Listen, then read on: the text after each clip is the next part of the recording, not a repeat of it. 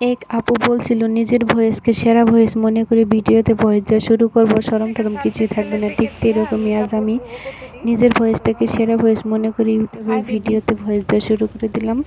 তো আজকে আমি কাপড় ধুতে গেতেছি, কাপড় চোপড় ধুয়ে বাড়ির একটু কাজকাম কইরা তারপরে কিন্তু আমি রান্না করতে চলে আসবো। তো আজকে আমি রান্না করতে যাচ্ছি মিষ্টি কুমড়ার ভাজি বা মিষ্টি কুমড়া কীভাবে রান্না করে খেলে টেস্টি লাগে। আমি তো রান্না করে খাই না, ভেজেই খাই বেশি। তো চলো ভিডিওটা শুরু করা যাক। তো এদিকে আমি তোমার কাপড় চোপড় কী ধুবো সেগুলো বাইর করে রাখছি, রাইকে ভিজিয়ে তারপরে ছাগল মুরগি হাঁস ওগুলো আদার সাদার খাওয়াইয়া তারপরে ঘর ঠর দুয়ার ঠর ঝাড় দিলাম, ওগুলো দেখাইলাম না। তো চলে আসলাম সোজা কাপড় চোপড় ধুতে। তো কাপড় চোপড় ধোয়া শুরু করে দিলাম, কাপড় চোপড় ধুয়ে গা গোসল ধুয়ে তারপরে রেডি হয়ে তারপরে কিন্তু আমি রান্না করতে চলে যাবো। এই দেখো কাপড় চোপড় উল্টে ধুয়ে শুকা দিয়েছি, বিছনাপাটিগুলোকে শুকা দিয়ে নিলাম। তো আজকে রান্না করছি মিষ্টি কুমড়া ভাজির সঙ্গে আছে ডাল। তো ডালটা আমি রান্না করে নিয়ে এসেছি, দেখাইলাম না কিভাবে ডাল রান্না করলাম। তো মিষ্টি কুমড়া ভাজিটা একটু দেখাইতেছি। তো বন্ধুরা, আমি রোজিনা, ইন্ডিয়ার আসাম থেকে। আমার চ্যানেল হলো ভিলেজ স্টাইল ব্লগ।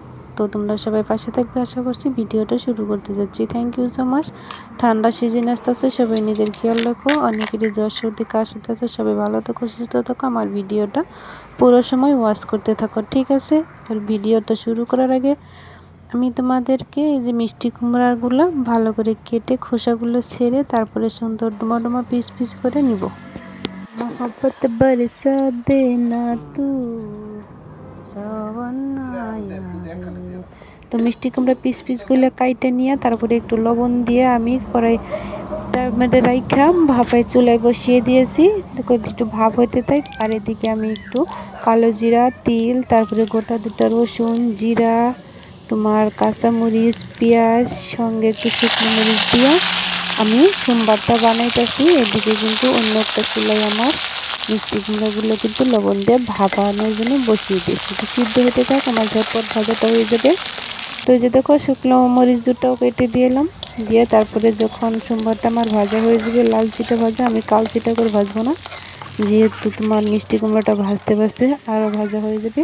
তো দেখো এই যে মিষ্টি কুমড়াগুলো সুন্দর একদম নরম একদম সিদ্ধ হয়ে গেছে। তো সোমবারটা আমার হয়ে গেলে যখন, তখন কিন্তু আমি এখানে ঢেলে দিলাম, দিয়ে ভালো করে নেড়ে চেড়ে ভেজে ভেজে নিব।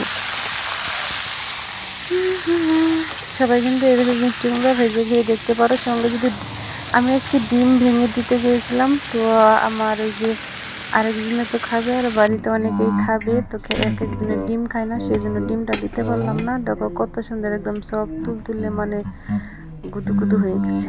আরে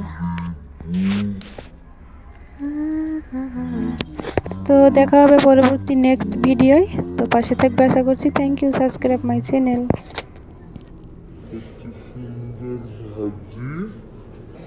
আর যারা এত টেস্টি করে খাবো, একটু খাও দেখবা, তাহলে একটু খাই নাও, তাহলে শুন